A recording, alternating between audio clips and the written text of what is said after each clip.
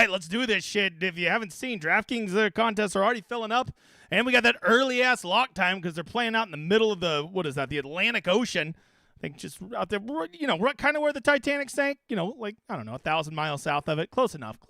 Bermuda Triangle, we got the whole narrative because there's going to be some guys going down in the Bermuda Triangle this week with this weather we're about to see.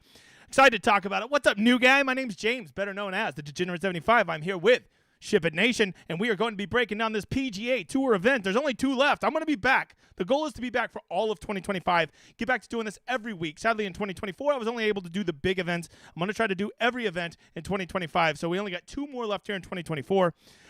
These are shortened, but we'll go back to the full thing come January, so be planning on that because Ship It is taking over PGA in January. There you go. That is the official word. Do me a favor. Like and subscribe, you motherfathers, all right? Really helps the channel. We're pushing hard to 10,000. Help us get there. We appreciate all of you being here. There'll be like 100 of you show up live and watch this on a Wednesday night for the Bermuda Butterfield golf thing. It's incredible.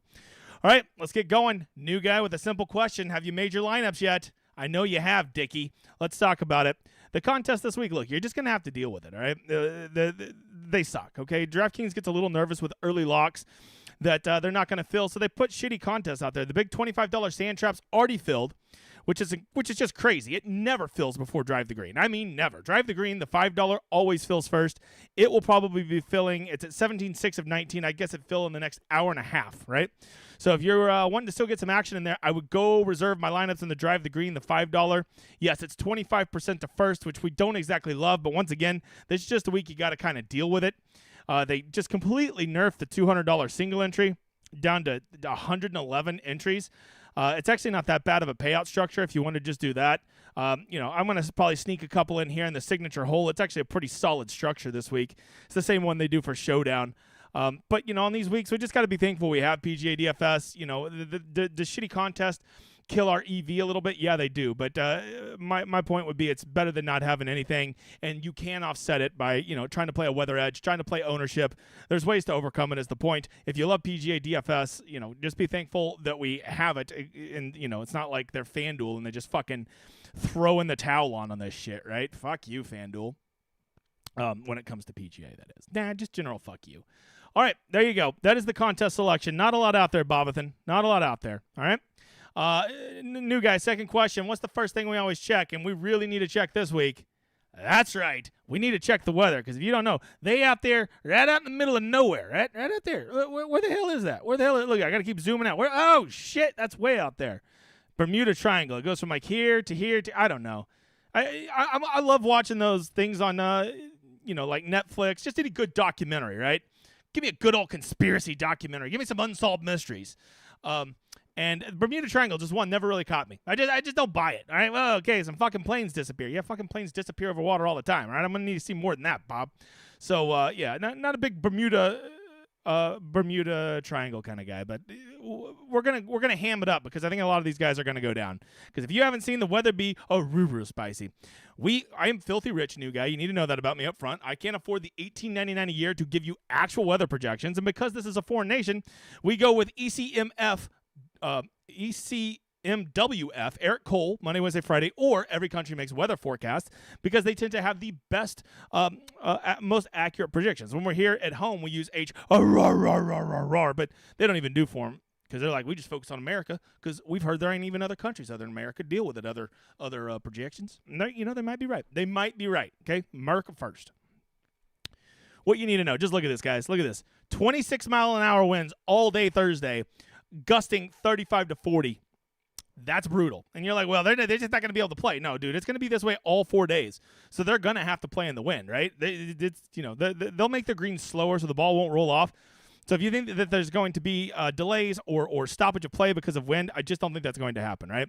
Thursday looks like it's just going to be brutal all day. This is an easy course. This is a resort course, but with winds like this, you're going to probably see it play at or above par, which is crazy for this course, right? This is a course when the wind's not there. I mean, it's a course like we could probably shoot an 80 on. It's a real slapdick course. You get to Friday, though. I think this is where the strategy comes in. This is the same thing I told you about last week, right? Which actually ended up coming out. If you played the microwave, you can tell I'm hungry, microwave. If you played the microwave game last week where I told you try to get those guys very early Friday morning, they actually were about a shot and a quarter clear of everybody else in the field. And I think there might be something to that because Friday looks a lot nicer than Thursday. The whole day looks nicer, but particularly Friday morning, I think it'll be soft and the winds will be the least and the gusts will be the least. And I think it would be a good idea to try to target some guys that get out there and maybe they pick up a stroke or so just getting to play in the nutted conditions. Now, if they have their fucking C game, it ain't going to matter, right? But if they have their A game and we can get them out there in the best conditions, I think there is something to that, right? And if you're kind of wondering who those guys that are going to be out there, simply just, go over round 2 tee times, who's going to be out there the very earliest. And you can see it's Cook. David Skins ain't afraid to go low. That'd be a good showdown play Friday morning. The Ho, that guy disappears. Lipsky, Sloan, Putnam, Knox, Matthias Schmid, Troy Merritt. I mean, look, I'm just bringing it up. Like, this is right here on the PGA Tour page, right? So those are just some guys, if you're trying to catch a little micro edge, that are those very first guys out on Friday morning, I think might have a little bit of an edge. I wouldn't build my whole player pool around that, but, if you're building a single entry lineup and you want to fill in some guys, I think that there's worse places you could start than right there, right? I think that they're probably going to get it. And then Saturday, you can see it's going to be brutal again. Sunday is going to be brutal again. So, if you can get your guys to go get this course just for 3 or 4 hours, hell, maybe you get lucky, you get a full round out of them. I think that's how you really capitalize this week. The weather edge is pretty thin. I would say it was a lot better last week than it is this week, but I still think there's something there to chase on that Friday morning because all day Thursday looks like a big old kick in the nuts, if you know what I mean. We made this up for you guys. You're the poors here on YouTube, so you're only going to get the top 5 of each one of these. Over at Ship It, for all my Ship It people, we put up the whole list of all the golfers, right? And I got to just talk about wind, right? When people talk about, because, a lot of you use modeling websites and stuff, and you're like, oh, this player is good in the wind. All right, let me just enlighten you real quick, all right? Nothing drives me more batty than when people say, oh, Scotty Scheffler is a great player in the wind. Scotty Scheffler's not a great player in the wind. Scotty Scheffler's a great player in any fucking conditions. It's Scotty Scheffler, okay? Whenever you just look at how many strokes gained people pick up in wind conditions, that doesn't tell you shit. Scotty Scheffler picks up more strokes when it's windy because he's fucking better than everybody. Just like Xander Schauffele is better than basically everybody but Scotty. That's why they pick it up. If you really want to know how to measure wind and how to use it appropriately, you look at who produces better in the wind versus their baseline average of non-wind conditions. So you take their average rounds and then you look at their windy rounds and you can see who improves the most and who is hurt the most. So you take it away from their standard average of how they play, not just simply how many strokes they gain in the wind. Or you're just going to get good fucking players play well in the wind and bad players play bad in the wind. Fucking shocking. All right? You got to understand this stuff. The way this community uses data just has blown my mind for the past 3 years. Maybe I should say the way they don't use data would be the more appropriate way to play it. So looking at this, the guys that are better in the wind, obviously are in the green, those are the ones that play above their expectations when the wind is higher. They play better than you would expect versus their baseline play. As you can see, we got Cameron Champ, Andrew Novak, Mackenzie Hughes, Matty Schmid, and let me bring up the chat. Make sure no one's saying anything interesting. The editor not even put. Oh, yeah, I did. And soon you'll know, right? So team no putt, or soon you'll know he can't putt. Either way, you want to go with that. Who's the worst in the wind? Ironically, the first 2 people, a couple Scottish guys. I've heard the Scottish are quite good. That's not very Scottish. The Scottish are quite good at. No, I can't find my Scottish tonight. Fucking deal with it. But they're not. Knox, Laird, Hayden Buckley, Zach Blair, Robbie Shelton. You're like, well, those guys are only bad in the wind because they suck. I agree. Those guys do suck at golf. But you know what? They suck even more in the wind because we're taking that against their baseline play. Okay, so they're even worse than they normally are, all right? So there you go. Those are some guys to consider if you want to really play that wind narrative. And looking at the forecast that we just looked at, I think that's a pretty good idea. Of course, if you're looking, this is the Stone. We're going to have it color-coded for you. We have the best tool in all of PGA DFS. This is called the Stone. It is only getting better. We're improving it for 2025. If you are not here for the Tournament of Champions in January 2025 and you're not signing up with Ship It to be part of the biggest PGA community out there, well, then you're a slapdick, okay? Because we got this. Not only do we do this for a week long, we do this for round 2, round 3, and round 4 showdown. This is my baby. I brought it over to Ship It. We've only made it better. It's only going to help you. I promise you, it is the best thing that you can do. I just love it, and I love to tell people about it. All right, let's get to the ownership. Here we go. Top 10 most owned. First up, Ben Griffin. Look, we got him at 24%. I can just feel it in my loins, boy. He's going to cut. I think he's going to be the highest owned by far. Like, I think we check him tomorrow. He's somewhere north of 28%. Wouldn't even surprise me if he gets to 30. He's got that Best Buy pricing. He's under 10,000. He's playing great. He had the great results last week. Like he just checks every box, right? He just checks every box you want to see. I think it is quite clear that old Ben Peter Griffin, which by the way, Model Maniac, still in my little image from this week. I saw he's playing. That was his guy that he put on Twitter today. I was about to reply and say I did that same thing 3 weeks ago, but it's okay because I steal names too, and I like Model Maniac. So let's see here. This guy Ben Griffin, you're leaving me no choice, sir. You sir are.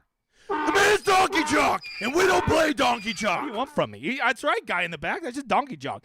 And I think he's going to be even more Donkey Chalk than normal. I think Seamus Power, Maverick McNeil, like these guys, oh, goodness. First of all, I think Seamus Power you might actually get a little discount on because he's the most expensive guy. So I'm going to go out on a limb. If he's at 22%, I think a lot of that is simply just because he is the most expensive. And if you think he'll come in lower than that, which I think he will, I think that he's just, it's a little high. It's a little high, but a lot of that is he's just simply getting up there. Matt McNeely at 9,900. You got to remember, Matt McNeely is a little bit different than Seamus Power because Matt McNeely fucking sucks. Okay? Yeah, good point, Jason. Tell him to hit that like button. 105 people in here, 65 likes. That means there's 40 donkey dicks in here. Speaking of donkey dicks, Mav McNeely coming in, Best Buy pricing, over 20% in the 9K range. I'm sorry, Mav, you're not good enough to justify 20% ownership without getting a little bit of. The man's Donkey Chalk, and we don't play Donkey Chalk. Mav McNeely, all right, I know he's rich. I know his dad's filthy rich, but you know what? Dad can't make you hit wedges. All right, moving on. Douglas Gimathan, popular last week. I faded him. He didn't do a lot.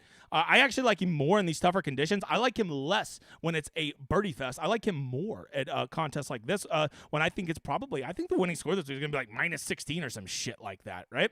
So Douglas Gimathan, I think just to be fair, just because, I'm not a big Doug guy, let's go ahead and give him. The man's Donkey Chalk, and we don't play Donkey Chalk. We don't, except when we do. Once again, Mackenzie Hughes, I think he's going to come in lower than that. I just don't think people really want to spend over the 5 figures. I think it's going to fuck with him. But 18% ain't nothing, so he's a little high. So he's, I don't love it, but he's a little high. All right, Lukey Gloves rallied to make the cut last week. Thank God for him, so he didn't get the shit beat out of him. So that was good. So hopefully, he's lived to survive another day.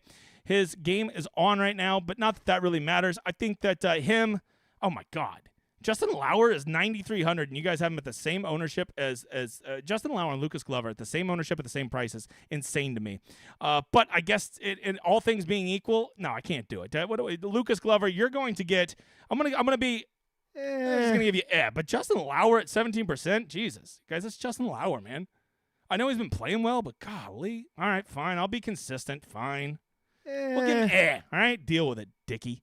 All right, I think the rest of these guys are all just, I think they're all pretty bad. They're actually, I think Wesley Bryan, editor didn't bother putting him on honorable mention this week, but I think that, if we're going to put Wesley Bryan on there, we finally got a guy in the 7Ks that's gathering some steam. Oh, shit, Ryan just asked about him. Wesley Bryan, I have it like 13 or 14% in our projections right now. Get the fuck out of here, Ryan. That's my response to that, dude. Yeah, thank you. That's what I think about Wesley Bryan. That's what I think about him. There you go. That's a quick rundown of the top 10. Plus, I gave you a bonus, Wesley Bryan. Like Wesley Bryan could ever be a bonus, but whatever, right? All right, let's Grayson Sig. Hold on, let me pull up old Sigs over here. Grayson Sig. Oh shit, you're right. Grayson Sig, Donkey Chalk. Yeah, there you go. Grayson Sig. Matter of fact, hold on. I might make Grayson Sig the one guy I'm not gonna play. Hold on. I'm just doing this midstream, just looking over. Yeah. Look at that. Holy shit. I think you win. I was going to go with Ben Griffin as the one guy I'm not going to play, but fuck that. I'll go. 7K Donkey Chalk is just the worst. Just the worst. Good call, guy in the chat. See who said that. Guy in the chat. Mick Elderly. Mick Elderry. Yeah, there you go. Thank you for the good heads up. Sia in the house. William Jennings Bryan. Look at, why are you pulling out? Sia's over here pulling out, what is that? The Scopes trial. Right? The Monkey Trial from 1925. William Jennings Bryan. You guys don't even know that. Read a fucking book. Okay. He's also, if you've ever read, what is it? The Wizard of Oz is basically around the election of 1896. I believe William Jennings Bryan is supposed to be the Oz because he backed this. Didn't he back the gold standard? No, he was against the gold Fuck it. I don't remember. Go watch it. It's a whole allegory. I used to have to teach that shit. All right, here we go. BMAC, the guy in the chat. Thanks, Brandon. You can see things we looked at over here in the model, because the model is life if you don't know, man. Looked at putting on Bermuda, because it'd be weird if they were playing in Bermuda and it was on Paspalum, right? That'd be fucking weird. Off the tee, the long par threes, scoring relative to average, recent approach, around the greens on Bermuda, and easy approach, right? What's up, Bring the Noise? And you can see just in a fucking shocking turn, Daniel Berger, number 1 in the model, man. Doesn't it feel like Daniel Berger's about to get a win?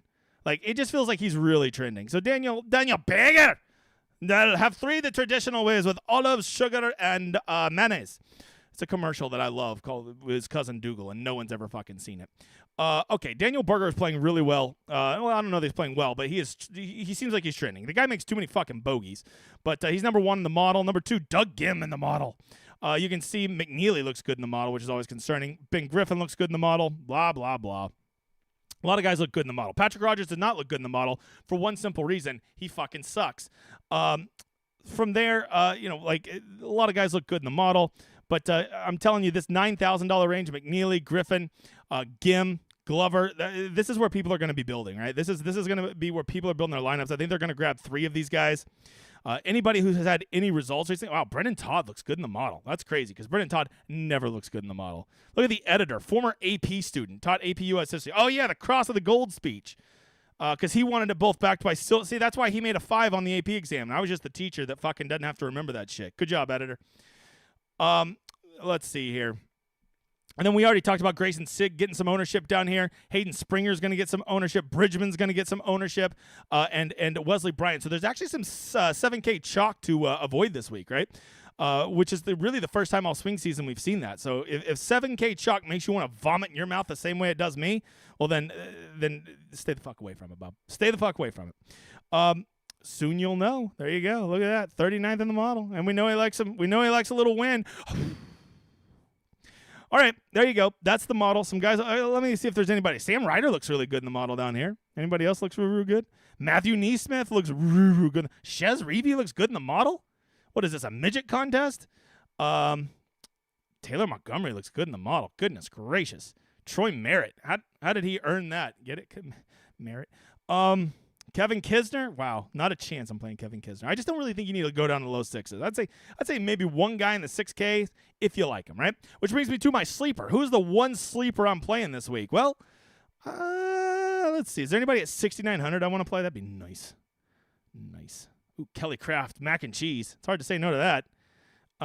You know what? The one guy I'm going to play this week, give me some Roger Sloan. That'll be my sleeper. I'm feeling some Roger Sloan. There you go. There's your sleeper, bae.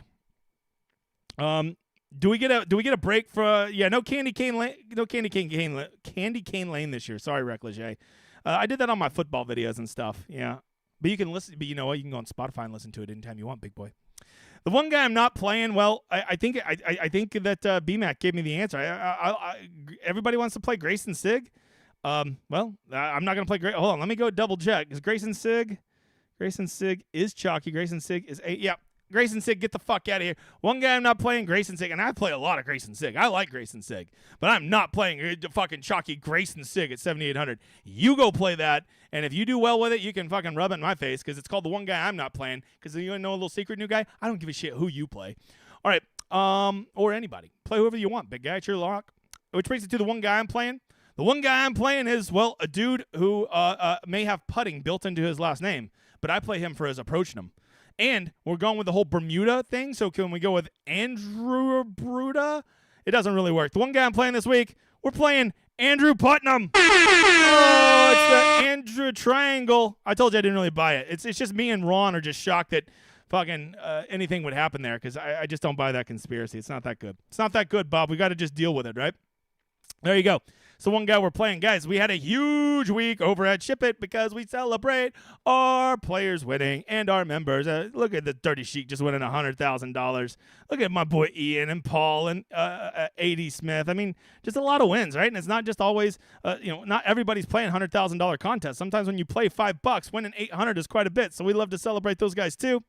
Of course, it is the best time to get in there. I'm telling you, in January, you're going to be watching. We're going to have a special for PGA, but you can get in there right now. And basically, 7 of the 8 sports are still running right now, and you can get your monthly fee for $85, which is cheap. That gets you all 8 sports, whereas that's what most people are charging for a single sport. And of course, for every sport, we have the Stone. I love it for PGA, for NFL, for college football, but we have it for all the sports. You got to get in here. Come be a place of it. Come be a part of it. Put your money towards your contest and quit putting your money towards your fucking tout sites that are charging you hundreds of dollars a month. If I have to see one more person that says, I've always been a loser following your site, but I finally hit a big one. Well, what they don't know is they're still losers because they've probably pumped like $10,000 into that site over the years, and there hasn't, and the little $400 hit that they had doesn't make up for it because they pay so fucking much for their sites. Put your money into your contest, not your content. That's what we stand for at Ship It. That's what we'll always stand for. Get there. Plan on January. I'm going to be back. I'm going to give it my all in 2025 or until this big boy shuts down, which you never know according to my doctors, but I don't give a fuck. I'll just keep going because I love DFS. I love PGA DFS, and I love all you guys. So remember, this week, enjoy this. Enjoy your content. Enjoy breaking it down. Enjoy building your lineups. Enjoy the sweat. Enjoy the tilts. And, of course, enjoy the results, whether they are good or not, and just be thankful you had the chance to do them. Thank you guys for being here. We got one more week of this. I'll see you then. Let's go kick some ass this week. I hope to see you around. In the meantime, let's put those hands up and enjoy this outro, you mother fathers. I'm so high. I'm so high.